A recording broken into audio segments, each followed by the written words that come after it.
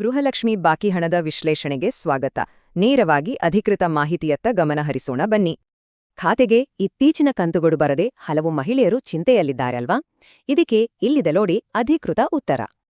ಆಶ್ಚರ್ಯ ಅಂದ್ರೆ ಫಲಾನುಭವಿಗಳಿಗೆ ಬರೋಬ್ಬರಿ 8,000 ರೂಪಾಯಿ ಒಟ್ಟಿಗೆ ಬರುವ ಸಾಧ್ಯತೆ ಇದೆ. ಇದರ ಲೆಕ್ಕಾಚಾರ ಹೀಗಿದೆ. ಫೆಬ್ರವರಿ ಮಾರ್ಚಿನ 4,000 ಜೊತೆಗೆ 30 ಮತ್ತು 31ನೇ ಕಂತಿನ 4,000 ಸೇರಿ ಒಟ್ಟು 8,000 ಬಾಕಿಯಿದೆ. ವಿಳಂಬವನ್ನು ಪ್ರಶ್ನಿಸಿ ಬೆಂಗಳೂರಿನ 2 ಮಹಿಳೆಯರು ಹೈಕೋರ್ಟ್ ಮೆಟ್ಟಿಲೇರಿದ್ದಾರೆ. ಇದು ನಿಜಕ್ಕೂ ಒಂದು ದಿಟ್ಟ ಹೆಜ್ಜೆ. ನ್ಯಾಯಾಲಯ ಇದನ್ನು ಗಂಭೀರವಾಗಿ ಪರಿಗಣಿಸಿದೆ. ಬಾಕಿ ಹಣವನ್ನು ತಕ್ಷಣವೇ ಬಿಡುಗಡೆ ಮಾಡುವಂತೆ ಖಡಕ್ ಆದೇಶ ಕೂಡ ಹೊರಡಿಸಿದೆ. ಹಣಕಾಸು ಮತ್ತು ಮಹಿಳಾ ಕಲ್ಯಾಣ ಇಲಾಖೆಗಳಿಗೆ ನೋಟಿಸ್ ಹೋಗಿದೆ.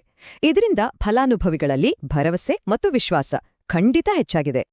ಹಿಂದಿನ ಗೊಂದಲ ಈಗಿಲ್ಲ.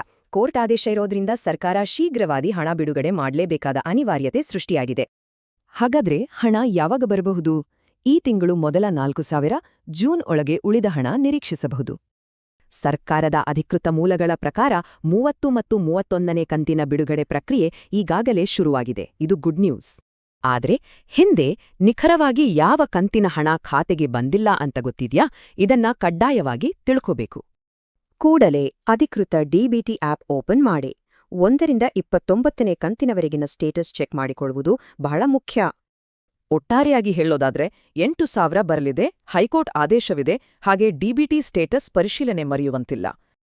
ಇಂದು ಡಿಬಿಟಿ ಸ್ಟೇಟಸ್ ಚೆಕ್ ಮಾಡಾಯ್ತಾ? ಯಾವ ಕಂತು ಬಂದಿಲ್ಲ ಅನ್ನೋದನ್ನ ಕಾಮೆಂಟ್ ವಿಭಾಗದಲ್ಲಿ ಎಲ್ಲರೂ ಹಂಚ್ಕೊಳ್ಬೋದು.